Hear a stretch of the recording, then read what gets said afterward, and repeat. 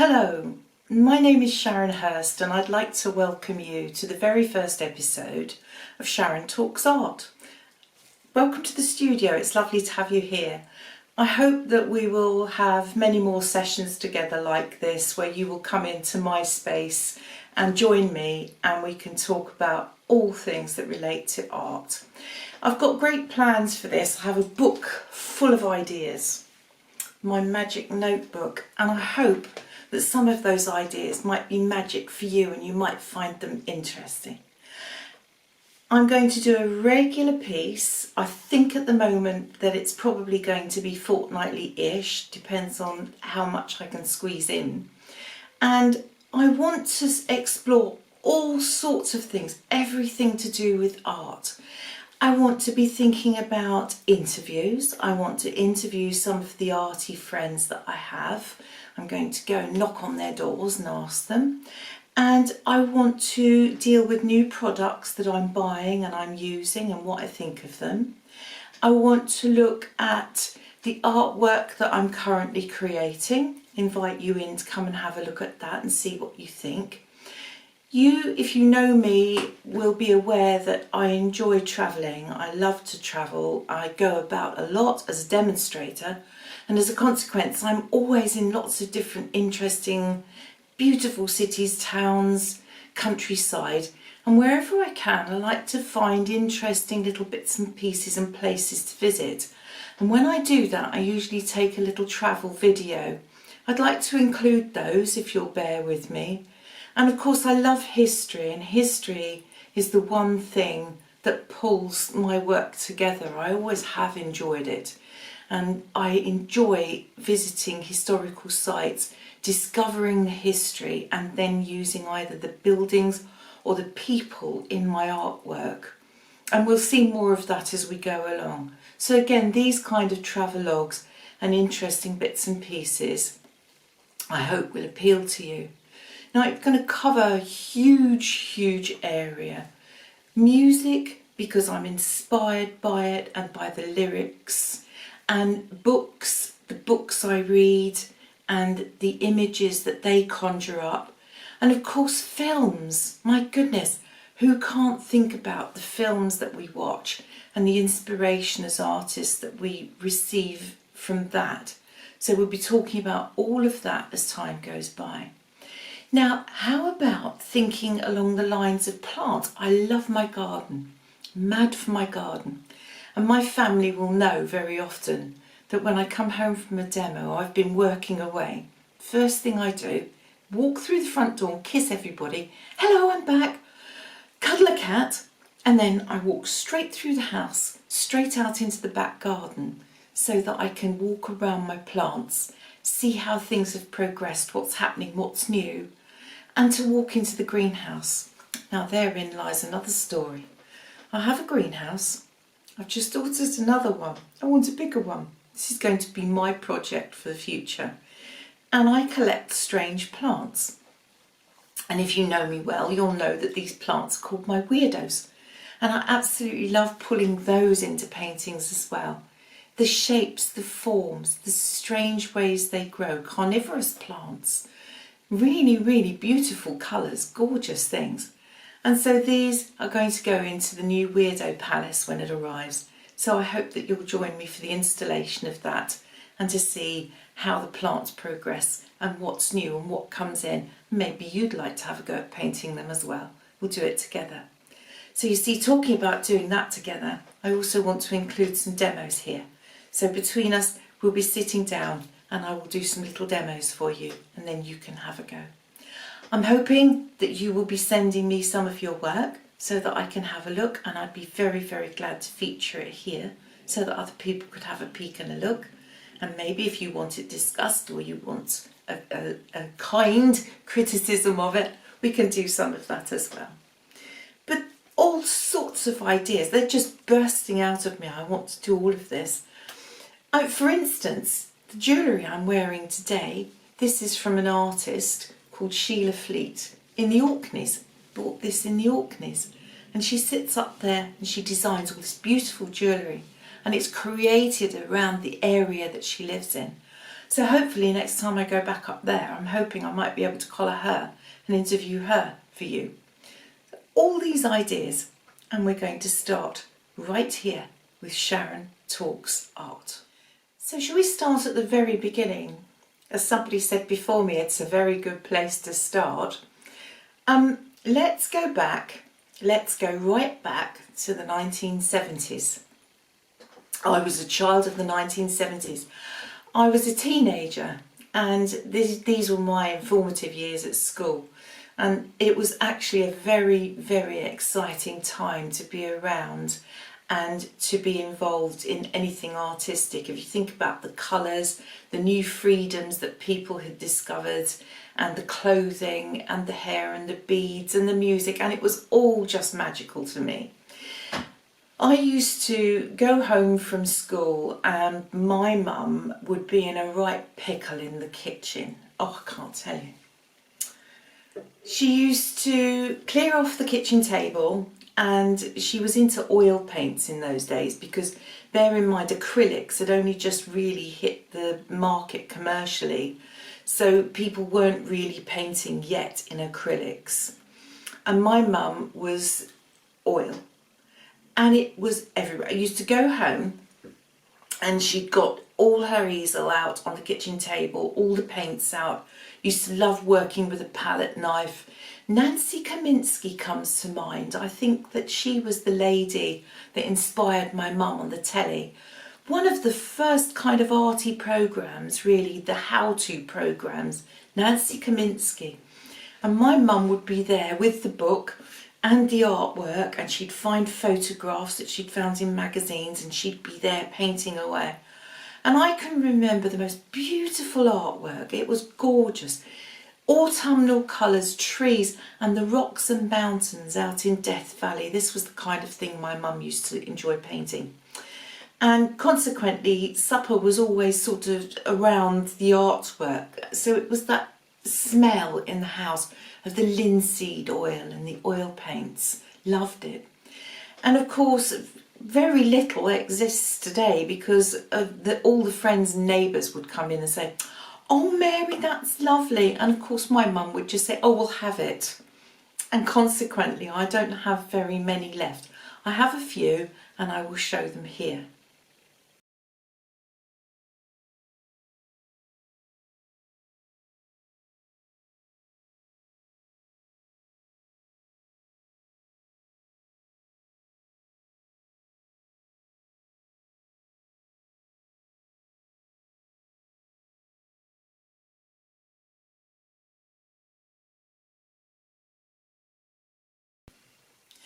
So I suppose really this is where it first started, because I used to have a go with mum, basically. She'd, "Oh, come on, get the stuff out and we'll do it together."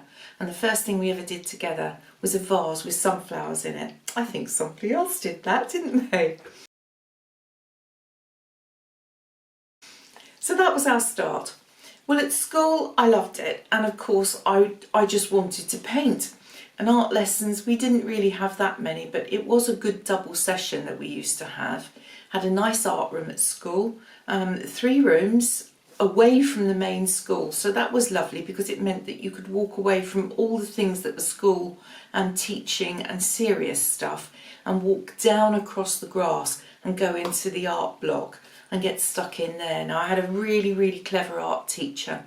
There was a picture up on the wall, and if you imagine nowadays the Hogwarts Express from Harry Potter, that beautiful train, on the wall of the art room was a picture that she'd painted of a steam train in a station, and a glass roof, and the steam and the smoke from the funnel on the train hitting the roof and billowing. And to this day I can still see that in my head. She introduced me to the artist Escher, so he's also worth a look, and I can show you some of his artwork here.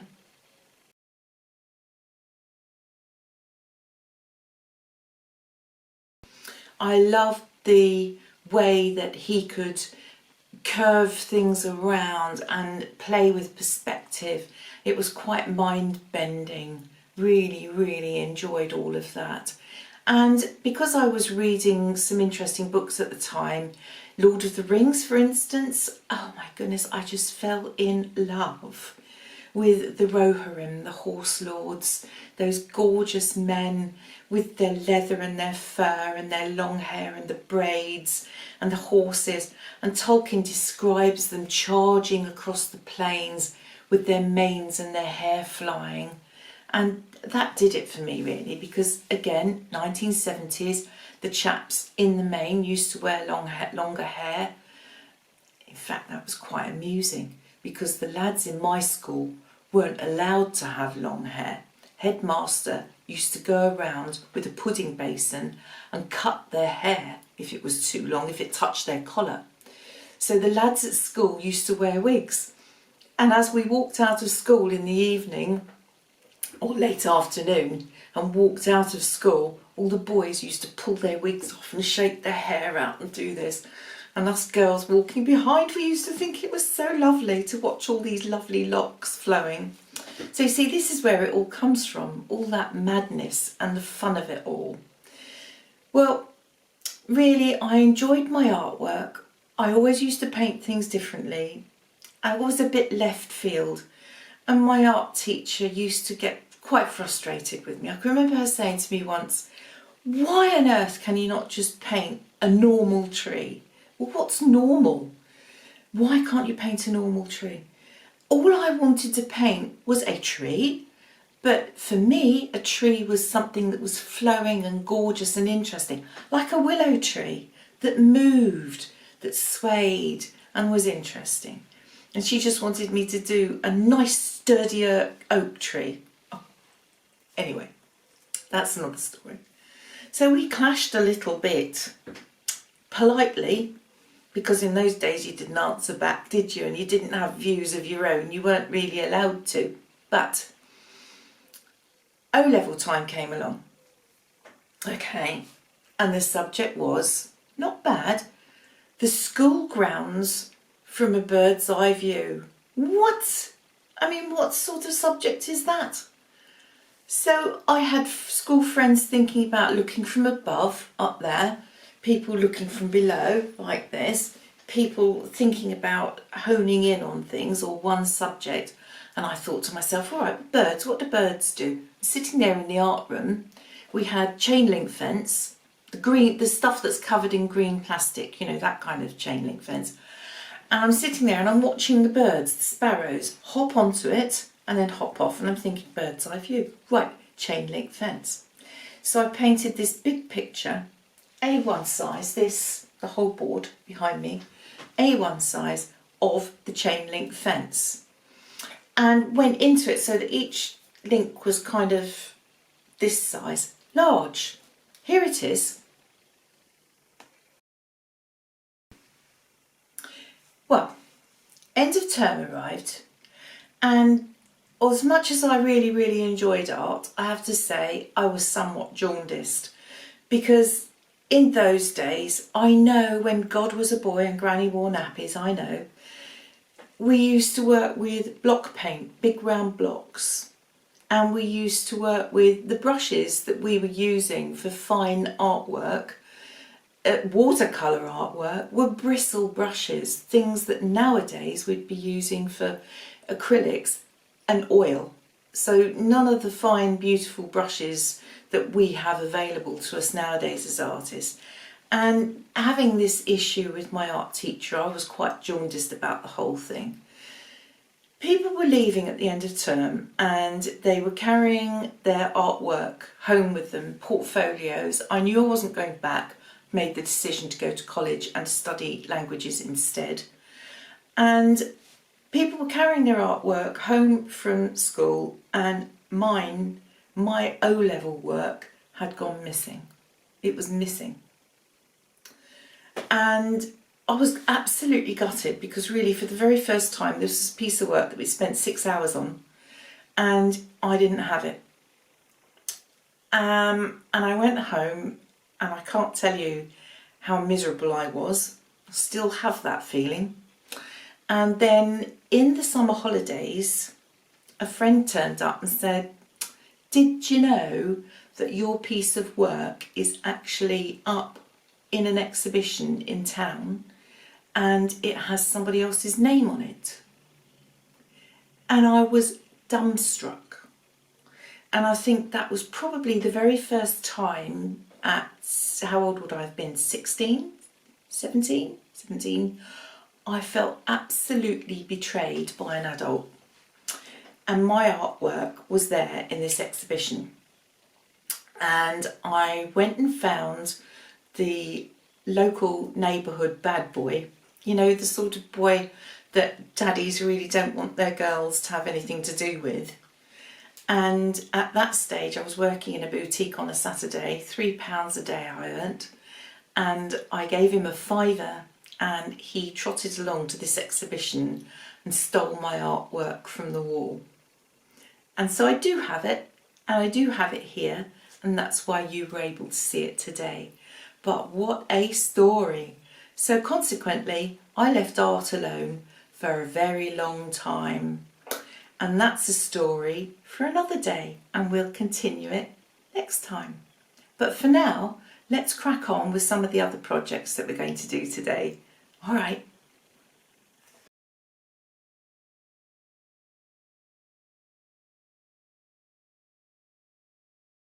Let me introduce you to my art trials folder. This is just a cheap folder that I've bought from Tesco's. And it has sleeves in it, lots of sleeves, which is really useful. And I use this for all of my art trials. I think it's absolutely imperative. It doesn't matter what discipline you use, you should have a book or some kind of pad where you put all of your trials. It's important so that you can see how things work, what they do, what they look like when you mix them together, what happens when you put water in them, you put salt in them. So I have my book here and everything, my colour charts are in here and all my trials are in here. And I think it's absolutely critical. Something like this is graphite, looks so different when you first put it out on the paper. And then of course when you run water into it, the colour changes completely. Look at this, for instance, and this red up here. It's important that you know this, that you know what it does, how pens work on black paper, what they do. Do they bleed? Don't they bleed? This is the different acrylics and the mediums. And so it goes. It's important. To me, it's crucial. With my new Copic pens, I have therefore created my own sheet like this. And this is the colours that I have bought. There are 144 altogether. Sorry, I had to do maths, panic. And then even worse for me, I had to sort myself out with this table so that I could put it all on and work out how much I needed. And I have just put my colours down so that I can see exactly what they look like on the type of paper that I would normally use. So that's quite important. Having researched and been online and had a look at YouTube and studied bits and pieces, I thought to myself I needed a little more knowledge about my colours. It's quite confusing working out the whys and wherefores and how these work. And I found, just by sheer chance, a site run by a lady called Sandy Alnock, and I found these charts, and they're hex charts, hexagonal in shape. They're all numbered, so these are the colours, and here we have the grayscales. And this incorporates the whole range of these particular pens that I've bought, the whole lot. And she has cleverly organised them all into colour groupings. Now anybody can have access to these. They are $5.99 each, and when I say each, that's for these two, and the access as well to her colour charts. So this is the full range, the whole shoot and match. Look at that.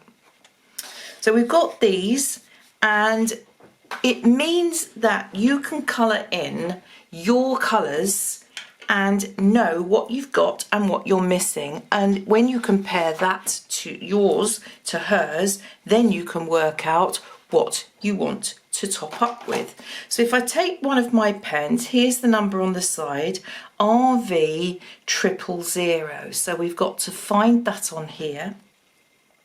So we look round, and of course it can be easier because I can look on here and find this kind of colour and then know where I need to put it. So RV000, so that's RV00, RV000, so it's in here. And then all I've got to do is come in and just fill in the colour. And I've printed this off myself on our computer next door, and it's easy for me so that I've used paper that I would use anyway for this kind of artwork, so I know how it's going to work. Let's choose a colour that's quite positive and you can see it easily as I put it down here. So this is E77, here it is, and this one I know is up here now, and I'm going to just use the brush to fill that in.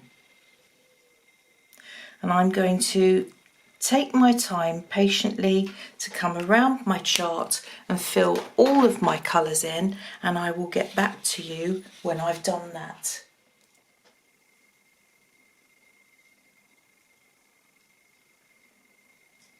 So there you have it. That is my very last hexagon sorted and done. So I have this colour sheet, and I have my smaller one here for the greys, and I can now see the colours that I have. And I think that probably it will be best to go back to this sheet for now so that we can explain why we've done that and what that's all about. When we look at this, we're looking at the beautiful organisation of Sandy here. She's done the most fantastic job. She's organised them all into colour areas, and by looking at this now, I know for a fact that if I were to use these colours here, then I would be looking at skin tones. And if I was into seas and grasses, I would be working down here. So it's worth looking at the colour coding, you see. You've got YG and G, so yellow, green, green, blue, green, BG, Y for yellow, and then E, these are the earth colours, the violets, V, red, violet, RV. And if you stick to these areas when you're colouring and you're shading, this will give you good shadeability because you're working within the same colour group and the same tonal values. It's worth bearing in mind. When we look at these and we see these here, we need to store them really in this kind of way. We do not want to have them upright because the ink will run down and you will land up with all of the ink. Gravity works for us, you see, and the ink will land up in one end of the pen or the other. So if we store them horizontally, they'll last a lot longer and they'll be much happier. This particular pen has got two ends. You've got this beautiful brush end, this brush nib, beautiful. And we know that that's the end that we're looking at because it has this collar here. Whereas the other end, no collar, and there we have the chisel tip. It tells you on the side of the pen that you have the medium broad and the super brush. There are the colour codings that we're seeing on our sheet, and they're safer for children because they have these breathable lids, which has got to be a good thing. I have been using, and my preferred pen up until now has been Stylefile, and these are the pens that I used when I was putting together my unicorn book. Now if you want to explore this a little more, you'll see that the book and my story regarding the book, we have discussed that with the travelling brush dippers. So do dip into our conversation and join us for that. And Denise actually interviews me all about the book and how it was created and the story behind it. But these pictures that I've coloured here for the book, these have all been done with the style file markers. Let me bring you in a little closer so that you can see that. And they were created using the style file.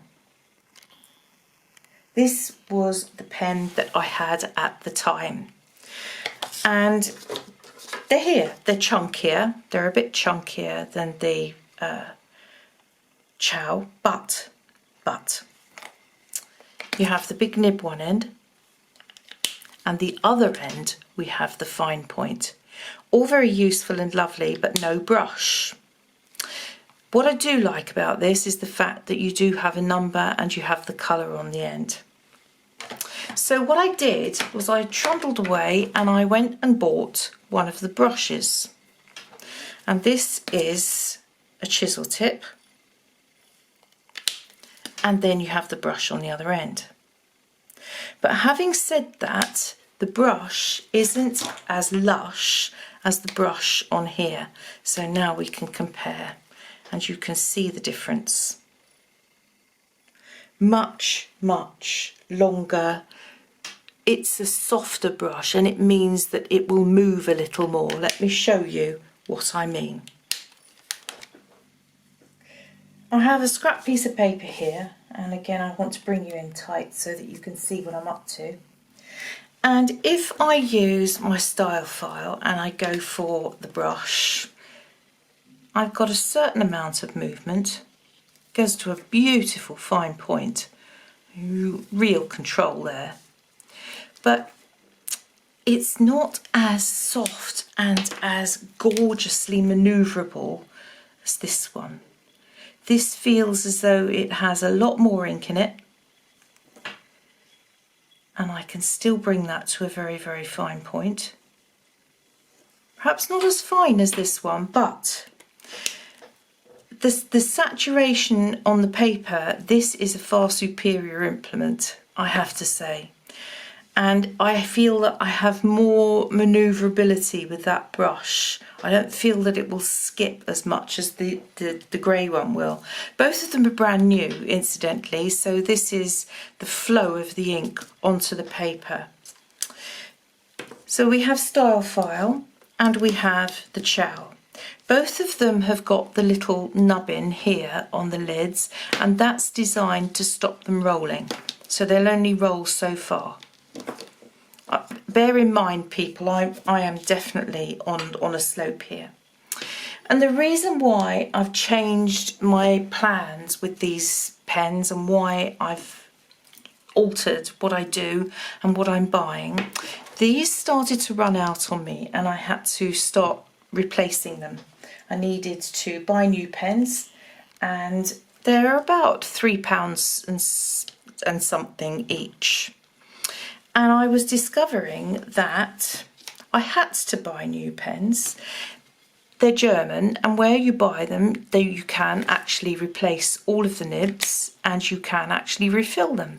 But you try and find the refills and the nibs in this country, and it suddenly became very difficult. These pens, they reckon with the Copic pens, and this is the cheapest on the whole range, these, the Chow. The big ones are bigger than these. But the point with these is I can buy new nibs for them and I can refill them, and this is the refill. Copic is Japanese, and they do, I must admit, they do their art material and they do it properly. And this is a refill. It's full. I mean, that is full of liquid. That's going to last me years and years. And they do these for all of the pens, all of them. You have so much more choice. I can buy refills for all of them, and that means that I buy that pen once and I buy it once. And that appeals to me greatly in this day and age. It really does. When I look at this, I can see now what I own and what I don't own. So I now know that the pens I have bought come in on 144 colours, and that's it, I've got them now. But the whole range of Copic if I wanted to start topping up with the others. I now know that the whole range of Copic I can treat myself to fill in my gaps, one at a time, as I need them, when I need them, if I need them indeed. You know, would I really be needing some of these real pales up here? I don't know. I'm more likely to use these because when things go to print, they bleed out. So that's to be considered, isn't it? But now I know I've bought what I can buy, and that's it. Now I have to say to you, they are absolutely eye-wateringly terrifying price-wise. If you ever think about doing anything with any of this, all of them are expensive. They're ink, they're all permanent, they are all acid-free, they're all archival. You've got everything you need and they're non-toxic, but they are really, really horribly expensive. Shop around. Go looking. It took me months to find this deal on eBay in the end and I went shopping. I found a pen shop called Cult Pens and I bought it from them. Cult Pens. And some places are selling these for nearly £400 for that set. Are you still standing up or are you still sitting on your chair? Shall I come and pick you up? Some places are much cheaper. I found mine for £220 a set. That's a lot of money. So if you imagine that you're buying the more expensive pens, the dearer ones, the bigger sets, you could be in for thousands of pounds. So treat them with respect and look after them. And one last thing about these, if you're going to work in any way with pens like this, make sure that you use the right paper. Let me get the shine off the paper there. I've tried everything. I'm not kidding you, everything. And some of it you might just as well paint on toilet paper. Do not bother, don't waste your time. If you're going to spend money on decent pens, spend out and buy some proper card. This is a block of, they're loose sheets, 25 sheets, and I think it worked out at about £22. And again, I know that sounds like a lot of money. You do not want to use these pens on anything that is too absorbent. You won't be able to do anything with them. You have to work on the right material. I've learnt that lesson the hard way. So trust me on that. That's really, really important. I've test driven lots and lots of different papers for the SAA, and I can't tell you, you can't beat this. So that's a crash course in marker pens. Really good to use, interesting to have, works with all of your other medium because of course you can use these underneath the watercolour and then go in on top, and these won't go anywhere, they stay where they're put. You can go in on top of watercolour and you can use them. So there are all sorts of things you can do with them, use them on top of acrylics even. Useful, versatile, good to use.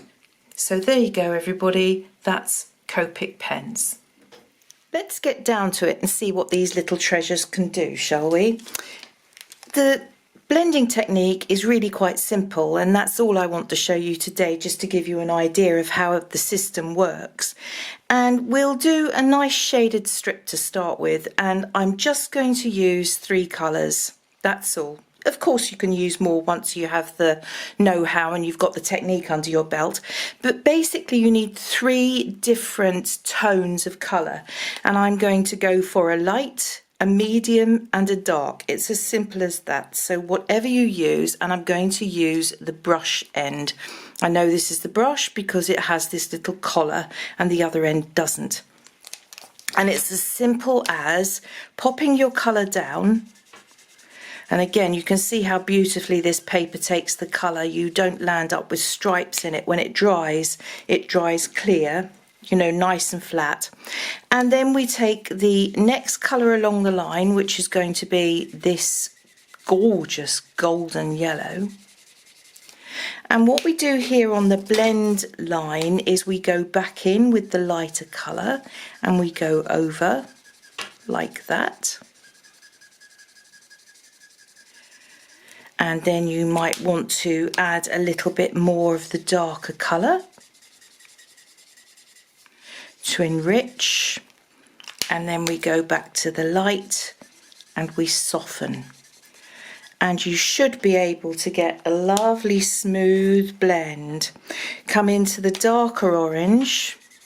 And this is why it's important that you don't let it dry before you go in for the blend. Do it whilst it's all still wet. If you go in afterwards, it can be quite tricky to reactivate it. So I'm coming in there with that colour. Do you see the paler colour will bleach out the darker colour here? So you do need to go back in and you do need to just reinforce that. Go back. So you always go back to the colour before. And you can keep going along this chain, this network, to shade your colours. And when that dries, it dries paler. So you can see here where it's starting to dry.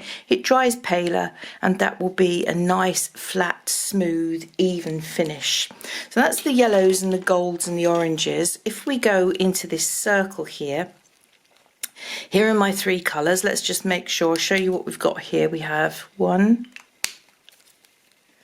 Is this the paler one, or that's darker? So I'm going to hold them in my hand in the order in which I want them. There you go. So 3 shades again, and always start with the paler shade. So that's that one. Okay, I'm going to turn them around that way in my hand. And what we're going to do here is I want to completely and utterly fill my circle. And you might find it easier to do that in the first instance with this tip, because it'll cover a nice area, it'll give you a nice straight edge. I'm not being too careful about that, am I? I just want to get the job done. There you go. So that fills it in nice and quickly, covers well. We're happy with that.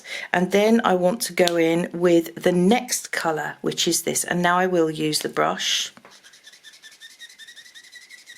So I'm going to bring that around there. And again, I'm infilling over the top. So I come in and I put that colour in. And then I need to come back to my pale colour and go back into the blend line. So into there, smooth, soften, soften, soften, soften. You might need to just bring that through there a bit. And then I want to come into my darker colour, and I'm bringing that all around this edge here. And this is why it's so important that your paper is good and it's sturdy. It must not be too absorbent, because if it is, it takes the colour in and it doesn't sit on top and you can't blend it. So it's really, really important to get this right. I'm pulling that through there. Soften, soften, soften. Keep going, keep going, keep going, until you're happy with the blend. And then you might have to bring that forward a little bit. And that might even mean you have to go back into the pale to soften this edge again. So it's fiddle, but it's really worth it once you get the knack, because when it dries, it's just scrummy. I'll take a photograph of that when it's dry so that you can see how it looks. There you go. And the other interesting thing here is if we do go over the edges, there is a clear pen. This is clear. It's just a blender. And you can go into your edges with the colour, with the blender, and this will push the colour back and tighten up your edges for you, so you can do that too. And this is also really handy to come in and to just bleed in a highlight. So there you are. That will give me a highlight. And the important thing, and it doesn't mark the pen, which is quite incredible as well. That's worth noting, because some blenders, they pick up the colour and then you've got an issue with this being dirty. Important, when you're doing this job, another reason why your paper's got to be very good is that. So be aware. Be aware that it will bleed through. It's normal. It's nothing to worry about. So make sure you're working on layers of paper, and then this won't matter when you get this bleed through. So don't panic. And that's just a quick basic lesson on how to deal with markers and marker pens. There we are. And those little beauties are now in my folder, ready to use next time I want to get drawing and painting again. All done. I teach on Fridays and we have a group of somewhere between 9 and 13 people. Used to go to classes, of course, when times were normal. I would trot along and we would get busy on a Friday morning, and generally I used to paint a small demonstration and then people would have a go at themselves and have a try and an experiment. And of course that's all changed, hasn't it, in recent months, well, in fact for the past year, and we haven't been able to do that, of course. So what we've done, we've all had to grapple and bite the bullet and fiddle about with technology, and we've all had to learn to Zoom. And I know it's been terribly scary for some of the students who were all saying, I haven't done this before. Well, neither had I, actually. It was something that even I had to learn. And we've managed really admirably well. And in actual fact, the classes have been a great success because we sit down, I work here from the studio where I'm sitting now, and I can sit and paint and talk to people. I have them all up on my iPad, all their faces, so that I can see them, and they are looking at my work straight down on it. So if you haven't tried that, don't be afraid of it. Do have a go. Find somebody you know and have a play and a practice. You can use the Zoom app for free for 40 minutes. And that's enough to have a play and a chat with your friends and to have a paint. But have a little play. Once you've come to grips with it, it is not difficult. It really isn't. And in actual fact, my students have all said that it's been a lot easier than they expected. And regarding teaching, it's made life quite a bit easier, because now instead of standing up at the easel and showing people and they're feet away from me, if not yards away from me, now they are literally just a foot away from the painting and they can see every single brush stroke.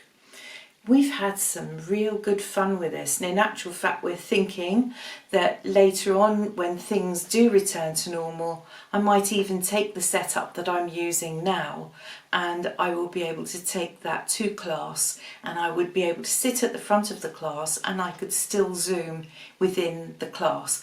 And as long as we're all connected to the Wi-Fi in the hall, wherever we are, job done, bosh, much easier. But we wondered if you'd like to have a little look at what we've been up to. So given the fact that it's been spring and stuff is starting to come through and we're seeing the bulbs, snowdrops have turned up, haven't they? So we had a little go at snowdrops, and here's the result of some of our work. I found a little poem by Mary Vivian that I thought you might like. I like to think that long ago there fell to earth some snowflakes of snow, which loved this cold grey world of ours so much they stayed as snowdrop flowers.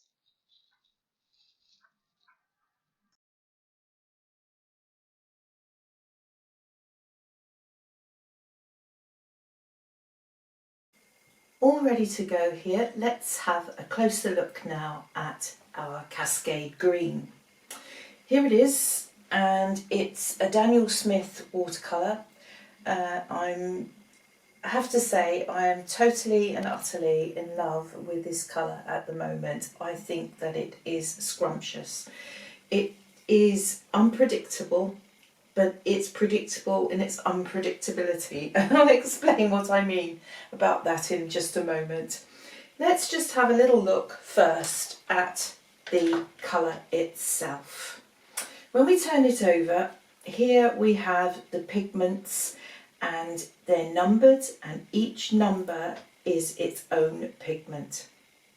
This is what tells us the constitution of it, how it's made up. And when we look and we decipher all of that, we're talking about raw sienna. Well, we all know raw sienna, don't we? That lovely sort of warm yellowy brown. And the other colour involved here is now are you ready for this? A phthalocyanine blue. We call it phthalo blue. That just makes it easy, doesn't it?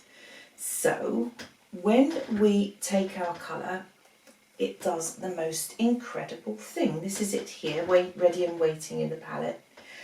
It bleeds out into two very distinct colours. One pigment in this, so that's the raw sienna, because raw sienna is earth, it's mind. That's what it is. It's just, you've heard of sienna, and it comes out of the earth and they grind it and they turn it into paint. So that's the heavy pigment. And again, I want to try and bring you in a little closer so that you really can see in this palette. I think that gives you an idea of what's going on here. I've just sprayed it with some water. So the colour's been in the palette and it's dried, and I've just sprayed it with water. And you can see here the heavier pigment, this is the raw sienna. And that's larger granules, and it's separated out, and the blue is blossoming around it. The two colours have completely and utterly separated. You can see here on the side where the blue has risen up the side of the well and left this brown behind it. And of course when you mix them both together, it's a yellowy brown and a blue, it makes this green. But when we put it on the paper, I'm going to stay up tight and close and personal. Here again you can see the pigment, and this is it dried in the palette. So we've got the granules here and some of the blue, and then just a bit of the green round here. But if I stay close to the paper and I wet the paper, bring that down a little bit, and I wet my paper, quite a bit of water there, and I bring the colour over, lift it, you see you've got this beautiful green. And what happens when we put it in the water? Whoosh, it's like an explosion. It is an explosion. Watch that, still bleeding, bleeding, blossoming, blossoming. And we've got a complete halo around the outside there. I'm not going to touch that, not going to add any more to it at all. Not at all. Because that is a very good piece to have in this booklet to tell myself what this does. Look at that, isn't that just incredible? Can you see the halo on the outside of the water here as well, where it's run out? Look at that. So if you know that this paint does that, why would you not use that on rocks and on your foreground to look like ferns and growth and interesting bits and pieces? Look at that. It's this movement outwards. It's called blossoming, and it's gorgeous, absolutely gorgeous. And this kind of granulation effect that you're getting in here, where the colours have separated, this is flocculation. So these gorgeous things that are happening here. And all I want to do now is to I'm going to bring you back out a little, because to make the point for myself, I'm going to write down here that this is Cascade Green.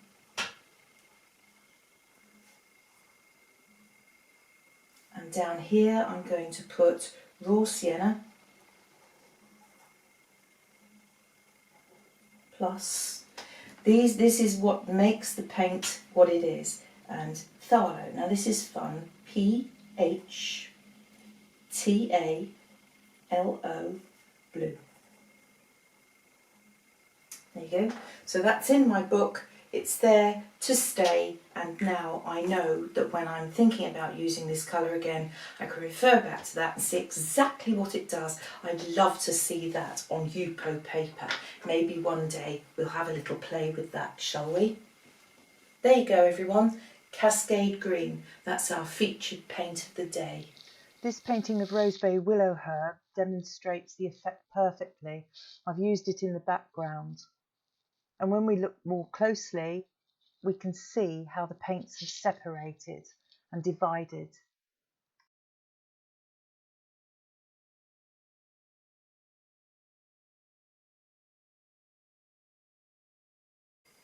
For today's starting point, here is my original inspiration. This is a necklace and it represents the standing stones that we see out in Orkney, this strange wedge shape. And I think that it's very pleasing to me to look at, so I want to use these and the idea of these to paint the stones as we see them out in Stennes in Orkney. Therefore, if I bring you out so that you can see my paper easily enough, we'll put that out of the way so that it's not annoying us. And I just want to paint a silhouette of these stones. First thing we need to do is to put the sky and the lock in. And to do that, I want to come across and just wet 2/3 of my paper, down to 2/3.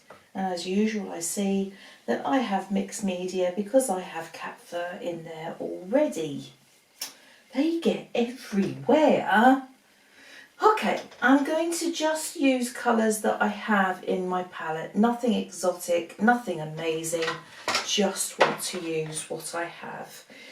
And therefore I have French Ultramarine, I want very light, warm evening sky. French Ultramarine, and we'll mix that with some alizarin crimson for a warm, warm purpley mauve. That's just the kind of thing I'm looking for. Magic. That, you see, that warm mauve, and that I can drop down into the sky. I don't want it to be too dark, too dramatic. I'm just going to bring a bit more across. There's nothing worse than running out of paint when you get halfway through something, so don't do it. Make sure you've always got enough. So that's that colour ready and waiting, sitting there.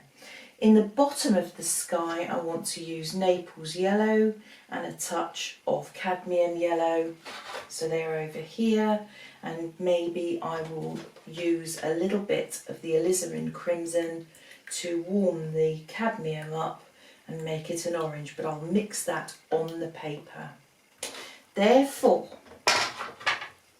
we are going to come in here and drop the paler colours in first. I feel like I've got more control when I do that, because you're keeping the paint clean and the paper clean, and hopefully you're not contaminating their brightness and their lightness with the darker colours over here.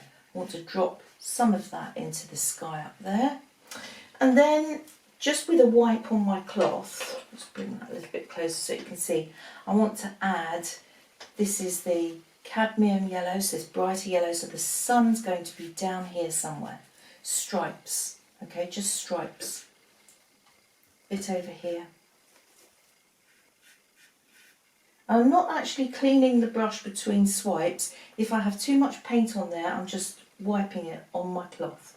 And then I want to bring over the red, so this is a vermilion, and I just want to drop that, watch it because it is so strong.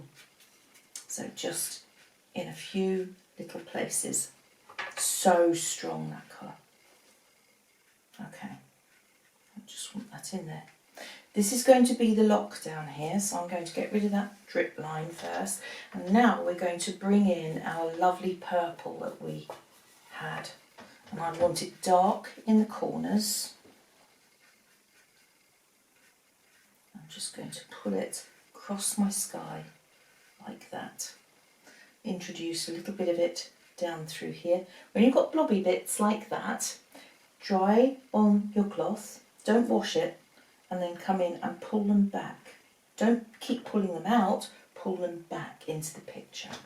I want a bit of blue up in the corners, so I'm going back to my French ultramarine and I'm going to drop that into the edges because I want that to be a bit bluer up there, a bit darker. So you see I've got blob there. So dry on the cloth, get hold of it, pull it back, and that will clean up that problem. I'd like a little bit of darker sky down here because this is all a bit boring. As long as this is still wet, you can carry on working it. So be careful. If it's got a shine on it, you can still come in and you can still work it. I want to just lift some of my mauvey blue and drop in a few clouds. So just a few. Down here in the lower sky. So blobs again, you see, so dry it on the cloth and then come in and pull them back. And I haven't cleaned my brush, I'm just wicking it on my cloth. And I want to come in underneath and just pull the clouds, soften the belly of the clouds. That's all. And my paint now is starting to dry, so I've got to be very careful because if I'm not and I put water into that, that is going to be an issue. It will cauliflower now. This is where we are at this stage. So I have to dry it. The look is going to be down here, so I need to just drop in a bit of pinky coloured water. So I'm using my blue. Let's have a little bit more of that. A bit pinker, not this kind of colour in here. And all I want to do through this area here is just run in a small area like that. And again, I'm going to dry that. There we are. Now, I want to have, there's a lock here. This is the water that we're looking at. And then I have a strip of land through here. And I know that this is water, obviously. It has to be screamingly, uncategorically flat and straight. And I know, because I'm an idiot when it comes to things like this, that I can't do that. What I intend to do here is to come up into my painting and I'm going to, from the bottom of the paper, not the bottom of the tape, I want to measure up so that I know that that is 3.5, and again on this side 3.5, and I am going to draw myself a line because I just know that I cannot get that right. And there's no point in saying artistic, yada yada yada. I know I can't get that right. And I have to tell you, there was an occasion in my house once. I had an architect come for dinner and he stood there with the latest painting that I'd just produced and said to me, "Do you have a pencil?" And I thought, "What do you want a pencil for?" And he said, "Just want to borrow it." And he stood there with my pencil and did this on my horizon to see if it was flat, and I was so humiliated. I'll never make the same mistake again. So I know that I want that to be flat, and I'm just going to use Payne's Grey, that's all. And I want to come through here and make sure I get that right to start with. So straight through on my pencil line like that. Bingo, Shazam, I know it's right now. And then I've got to come in and put in a few features on the landscape that I know are there. So this here, you're looking across at Hoy, the island of Hoy, and then we'll have, you can't have all that flat, it's horrible. So just wiggle, woggle, these are the moors. Don't get a pattern going, that's really important. Because the temptation always is to come in there and sort of do the same dirt, and it looks dreadful, so we try not to do that. And then for the foreground, I've got my Payne's Grey, and I'm going to make a really messy palette now because I'm coming in with Payne's Grey and Sap Green, because that's the colour I have on my palette. And it doesn't matter about this being straight, because here I'm talking about grassland and you're closer so you can see it. And I'm going to leave some of this twinkle on the water because it will just give the impression of light. So dark in the two corners like this. And then I'm going to just, a bit of water, still dirty brush, as though the light's shining through this area here. But dark in both corners to give the impression that you're looking into your picture. Drop a little bit of dark just into some of that, and I'd like it a bit darker there as contrast to the light. So that's really rather good. If you wanted to, you can come in with something like a stick. This is my porcupine quill for scratching, and we could put a little bit of texture through there. If you wanted to, you could use a paintbrush for that, so that's fine. Just use the end of your paintbrush. I've got some students I know who actually sharpen the ends of their paintbrush, and that seems a bit dodgy to me, because if I did that, I know I'd land up scratching myself. I know I'd do myself a mischief. So that's just a porcupine quill. You can buy those on eBay for some ridiculous amount of money in packs of 3 and 5, because fishermen use those for floats. They float in the water and they use them for floats. So very good for the kind of thing that we do. So that was a number 6 brush, and I want to come down a brush size again now for a bit more control, and this is a number 4, and these are Rosemary's brushes. They're Sable brushes. I like my Sable, and I hear what everybody says about imitation Sable, but you still can't beat the real thing, and that's a discussion for another day. We'll talk about that on another occasion. And now up through my picture, I want to lay in my standing stones, and we're looking at the shape, and the shape was, where did I put it? I've got it here. So we're looking at the shape of the stones, and I want this stone pointing down into the picture, so therefore up, and this is just Payne's Grey, and I want to come up to about there. And then I'm going to do this. That will be a bit more rounded than that, Sharon. This is Millennia of Ware. And then it's quite wedge shaped up through here and then comes back down. And that's the shape of my first stone. And I'm just going to drop colour in like that. Bit of water, do what I did. Oh, I've just wiggled over the edge, look, naughty. Rounded edges, these are really old stones. Really, really old stones. So they're weathered and they're worn. And I've done that, and I've deliberately left that little bit of light there because I'm going to grab my salt, and this is just boring old Tesco's kitchen salt. And I want to sprinkle much too much salt in there. Didn't mean to do that. Never mind, we'll see what happens. And then in over this side we have one of the other stones, and I'm going to bring that down into the ground here, and this one is straight up. It's not as high, not as tall, and this one's a little more wedgy and down through here. So again, heavy paint there, rinse, come in, bit of water,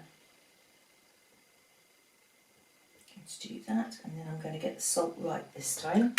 So if we want a bit of control, I'm going to put it in my hand, and then I'm just, less is more with salt. If you use too much, this will obliterate the colour, and I think that probably I will have to come into that, and I will have to just add some more colour when it's dried, because that will just pull everything out. I don't really want it to do that. So there we go, that's my standing stones for now, and we'll let that dry, and then we'll have a look at it when it's all dry and finished. There you have it, all done, To remove the salt, all we've got to do is scratch at this, and you can see there when I said to you that I'd used too much salt, it's just lifted everything and I have no effect there whatsoever. So what I would need to be thinking about there is probably just to take a brush now, and I'm going to come in with an interesting colour. What shall we use, everybody? What do we fancy? I'm going to just come in with the sap green, I think, and I want to lay that in, and I'm going to blend it a little bit around the edges, and I shall leave it at that. But I just need to drop a little bit of green into that, because otherwise it won't make sense if one has got the colour and not the other. So if I just pop in a little bit of green into there, that gives me that mossy look on the stone. So that's fine. Lift a bit of a highlight out because it's a bit too dark. In comparison to this one, you see I just need a bit of light there. That's it. And that, for me, is done. I'm quite happy with that for a little sort of cameo piece. You'd do that for a sketch to come home and maybe paint a more thorough and a more detailed painting. But that is my short idea of the Stennis stones.